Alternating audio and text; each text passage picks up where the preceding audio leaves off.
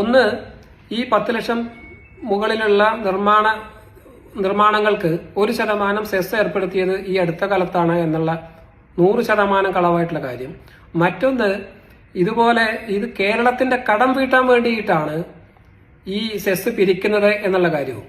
ഇനി ഇതുമായി ബന്ധപ്പെട്ട് അടുത്ത ദിവസം മലയാള മനോരമ പത്രം, നമുക്കറിയാം മലയാള മനോരമ എന്ന് പറയുന്നത് കേരളത്തിലെ ഇടതുപക്ഷ ജനാധിപത്യ മുന്നണിയെയും ആ മുന്നണി നയിക്കുന്ന സർക്കാരിനെയും ഒക്കെ നിരന്തരമായിട്ട് വിമർശിക്കുകയും ആ സർക്കാരിനെതിരായിട്ട് നിരന്തരം അപവാദവും അതുപോലെ വ്യാജ പ്രചരണങ്ങളും അഴിച്ചുവിടുന്നതിൽ മുൻപന്തിയിൽ നിൽക്കുന്ന ഒരു പത്രമാണ് മലയാള മനോരമ എന്നുള്ള കാര്യത്തിൽ ആർക്കും തർക്കമുണ്ടാകില്ല.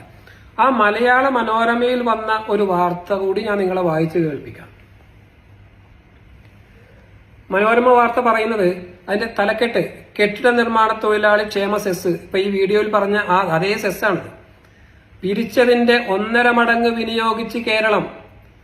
പിന്നെ അതിന്റെ താഴെ തന്നെ ഹെഡിംഗ് ആയിട്ട് പറയുന്നത്, ക്ഷേമ പദ്ധതികൾക്ക് കരുതൽ തുക 160% ചെലവിട്ട ഏക സംസ്ഥാനം. ആ വാർത്തയിൽ പറയുന്നത്, ഈ കെട്ടിട നിർമ്മാണ സെസ് വഴി കേരളത്തിന് കിട്ടിയത് 2741 കോടി രൂപയാണ് സെസ് ആയി കേരളത്തിന് ലഭിച്ചതെങ്കിൽ 4400 കോടി രൂപയാണ് ഏകദേശം 160% കേരളം ചെലവഴിച്ചത് എന്ന് മലയാള മനോരമ തന്നെ പറയുന്നുണ്ട്.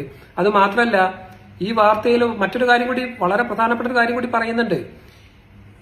ഇന്ത്യയിലെ മറ്റു സംസ്ഥാനങ്ങളിൽ ഇതേപോലെ സെസ് പിരിച്ചതിന്റെ കണക്കും അവർ വിനിയോഗിച്ചതിന്റെ കണക്കും പറയുന്നുണ്ട്. അതുമായിട്ട് താരതമ്യം ചെയ്യുമ്പോൾ ഇന്ത്യയിലെ മറ്റൊരു സംസ്ഥാനവും കേരളത്തിന്റെ അടുത്തുപോലും എത്തുന്നില്ല എന്ന് പറയുന്നുണ്ട്. അതുമാത്രമല്ല, മറ്റൊരു കാര്യം പറയുന്നത്, കേന്ദ്ര നിയമത്തിന്റെ അടിസ്ഥാനത്തിൽ കേരളത്തിൽ നികുതി പിരിക്കുന്നത് സംസ്ഥാന തൊഴിൽ വകുപ്പാണ്. 1996 building and other construction welfare cess നിയമപ്രകാരമാണ് ഈ സെസ് പിരിക്കുന്നത് എന്ന് മലയാള മനോരമ വാർത്ത തന്നെ പറയുന്നുണ്ട്. അപ്പോൾ ഒരു കാര്യം വ്യക്തമാണ്, 1996 നമ്മുടെ ഇന്ത്യൻ പാർലമെന്റ് പാസാക്കിയിട്ടുള്ള building and other construction workers cess act 1996 എന്ന നിയമത്തിലെ 3-ാം വകുപ്പ് പ്രകാരം സെക്ഷൻ 3 പ്രകാരമാണ് ഇങ്ങനെ ഈ കെട്ടിട നിർമ്മാണങ്ങൾക്ക് 10 ലക്ഷത്തിൽ കൂടുതലുള്ള കെട്ടിട നിർമ്മാണങ്ങൾക്ക് 1% സെസ് പിരിക്കുന്നത് എന്നും അത് വിനിയോഗിക്കേണ്ടത് ഈ കെട്ടിട നിർമ്മാണ തൊഴിലാളികളുടെ ക്ഷേമത്തിന് വേണ്ടി ആയിരിക്കണമെന്നും ആ നിയമത്തിൽ വളരെ കൃത്യമായിട്ട് പറയുന്നുണ്ട്.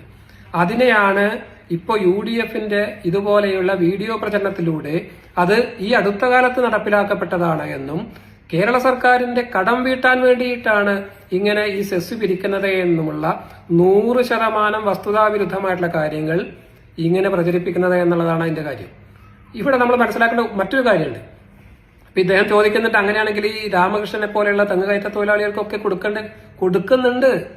ഈ കേരള സംസ്ഥാനത്തിലുള്ള വിവിധ ജനവിഭാഗങ്ങൾക്ക്, കർഷക തൊഴിലാളികൾക്ക്, തെങ്ങുകയറ്റ തൊഴിലാളികൾക്ക്, ബീഡി തൊഴിലാളികൾക്ക് എല്ലാം ഇതുപോലെ ക്ഷേമ പദ്ധതികൾ നടപ്പിലാക്കുന്നത് അതത് വിഭാഗത്തിൽ നിന്ന് ഇതുപോലെ വിഹിതം പിരിച്ചിട്ട് തന്നെയാണ്.